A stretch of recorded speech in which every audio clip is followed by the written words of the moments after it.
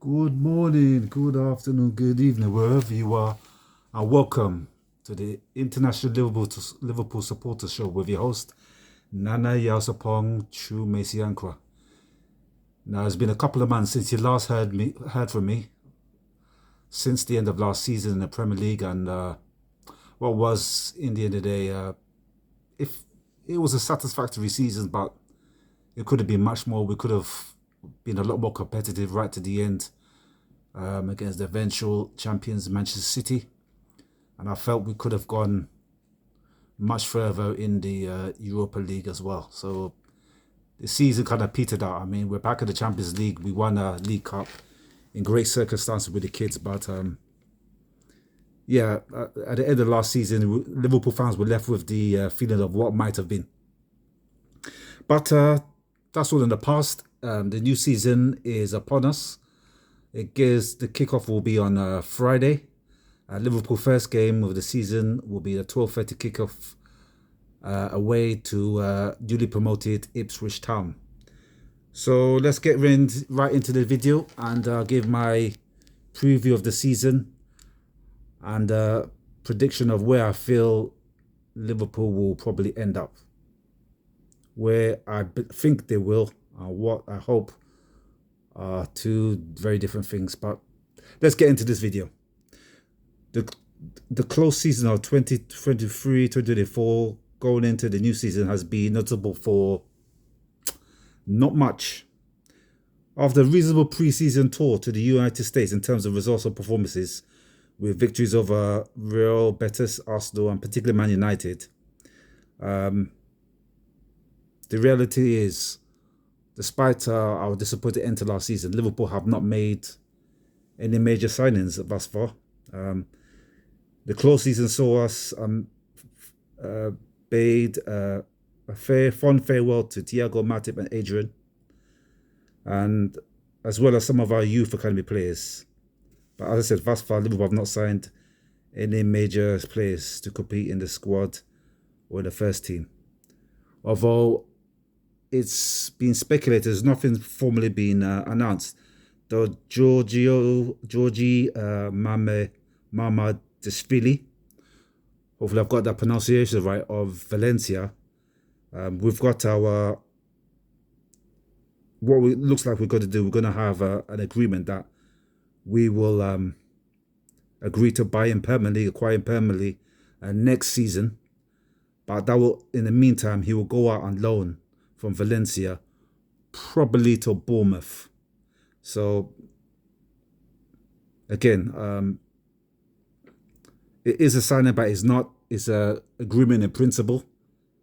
But I'm sure there's some strings attached to it that if he doesn't make a certain amount of appearances or he gets seriously injured, Liverpool may well end up not even buying him. So yeah, other than that, in the last 24 hours, Giorgio Mamadashvili have been it's rumored that Liverpool are going to buy him for next season, but in the meantime he'll be on a one-season loan to Bournemouth of the Premier League. If that goes through, at least we'll be able to see him close to home and see how well he performs. Another transfer news, Bobby Clark, the promising young midfielder, is rumoured that Liverpool have accepted a bid around £10 million or euros for him to move to RB Salzburg in the Austrian league. But other than that, nothing major to report in terms of signings, which if you compare to our competitors, what Arsenal have done, what Chelsea have done, Aston Villa even. Man City has been a bit quieter. You look at the continent, the major moves that Real Madrid have done, Barcelona, is desperately disappointing. But we've got 2 weeks until the end of the transfer window. Let's see what Liverpool can do. I'm sure they're working on something. Let's hope that they're able to get some players in before the end of the transfer window closes. Obviously, over the last couple of weeks, we were linked with Zubendi, the Real Sociedad box-to-box defensive midfielder, who had a rumoured 51 million release clause apparently Liverpool had a verbal agreement, or one of the directors of football, Richard Hughes, had a verbal agreement that the player would want to sign with Liverpool, and then he reneged on that, or he changed his mind and opted to stay at Real Sociedad. I don't blame him. As I said, unless these things are formally got over the line or signed, it's just speculation, it's just a promise. Nothing's in concrete. So, yeah, that rumoured, it came to nothing. Early in the summer, Liverpool were also strongly linked with Newcastle United winger Anthony Gordon, as well as several other players. Gahey, the promising centre-back from Crystal Palace, who performed creditably for England alongside Stones at the centre-back. Nico Williams, that was a bit far-fetched. But again, nothing's formally been completed thus far. Yeah, sure, many players have been involved in Euros and Copa America, and some have just only returned from holiday, but as I said, we may see a raft of completed deals in August, but it is worrying that with less than 1 week, well, not even less than 1 week, less a few days before the start of the season, Liverpool have done nothing.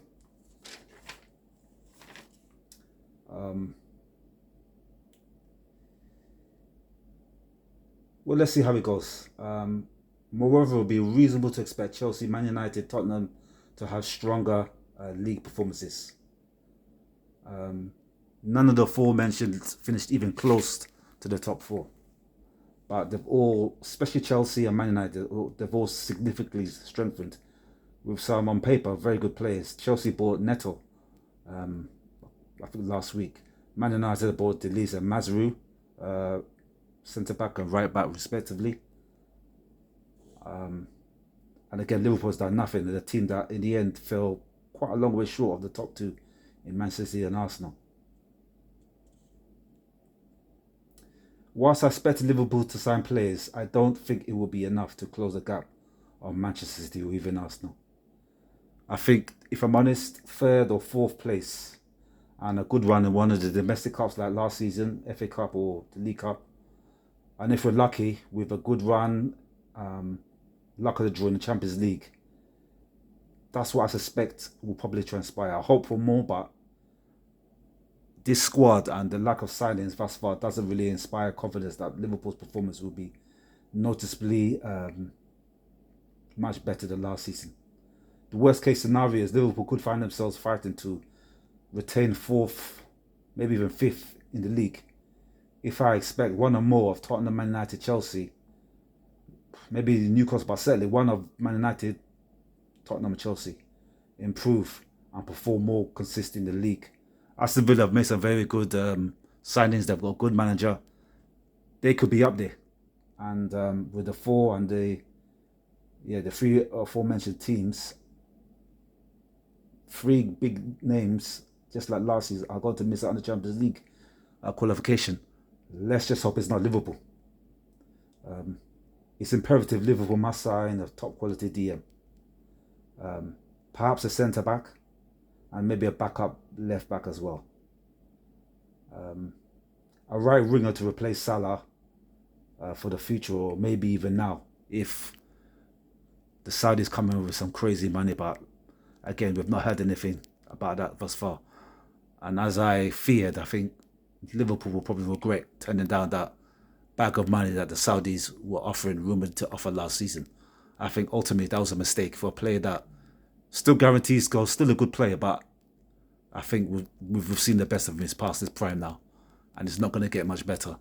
I think if we had accepted that money, we could have strengthened much more deeply than we did last season. We may have had some money from that Salah sale to help us strengthen this close season as well. We never took it, and now look at the way Liverpool find ourselves. To be honest, I just don't see slot extraction much more than Klopp did from this squad or this first team. If Gravenberch is rumoured to be lined up for that DM role, if he performs very, very well, if we could get a little bit more after Endo, and if our first 11 stays fit and on form and performs well, maybe we could get 3rd or 4th. Maybe. We finished 3rd last season. I don't see us finishing much higher than that. to be honest, in this current squad. Obviously, there's rumours around Nunes. I think we'll give Nunes at least another season. He improved last season. His performances, his goal scoring ratio was a lot better. But again, like the rest of the team, he petered out in the last 6 to 8 weeks of the season. I expect him to be much better this season. And I think he could break that psychological barrier of scoring 20 plus goals. But yeah, my prediction for Liverpool this season is top 4, just 3rd or 4th. Maybe a run in the domestic cups. And we're fortunate, maybe a dream come true and we'll go further.